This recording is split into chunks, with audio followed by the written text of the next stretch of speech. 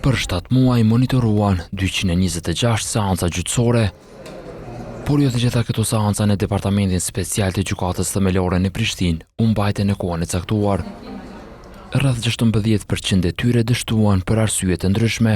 Në divizionin penal, arsyeja më e shpeshtë për shtyrje ka qenë dorëzimi jo i rregullt i ftesave të palëve, do të thonë ose mungesa e identifikimit të adresave ose pamundësia e arritjes së palëve në këtë situatë. Fat të njëjtë patën edhe 14% e seancave që dështuan në Departamentin e Përgjithshëm në Gjykatën Themelore në Prishtinë, Degën e Graçanic. Të gjitha këto u bën të ditura në publikimin e raportit Efikasiteti gjyqësor në praktikë dhe të drejtat gjuhësore në sistemin gjyqësor të Institutit të Kosovës për Drejtësi. Megjithë këtë gjendje po del të jetë më e mirë krahasuar me atë të para 10 viteve. Ne kemi parë që mbi 50% të seancave para 10 viteve janë shtyrë për shkaqe të ndryshme, ku kanë qenë mungesa vetë gjyqtarëve që kanë kirë seancat, prokurorëve, avokatëve apo palëve. Sot nuk themi që kjo përqindje ka ra në mënyrë relative prej 12-13%.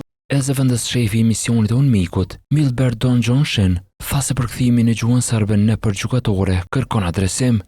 E drejta për të pas gjykim dhe procedurën në gjuhën amtare është e drejtë fundamentale në të gjitha sistemet e botës, sepse është një gur themel i qasjes në drejtësi posaçërisht për ata që nuk e flasin gjuhën e shumicës së komunitetit shumicë, ku seancat zhvillohen. Në fund si pozitiv u vlerësua dhe përkthimi simultan që ka nisur të praktikohet në këtë departament. Qoftë, ju faleminderit shumë për ftesën dhe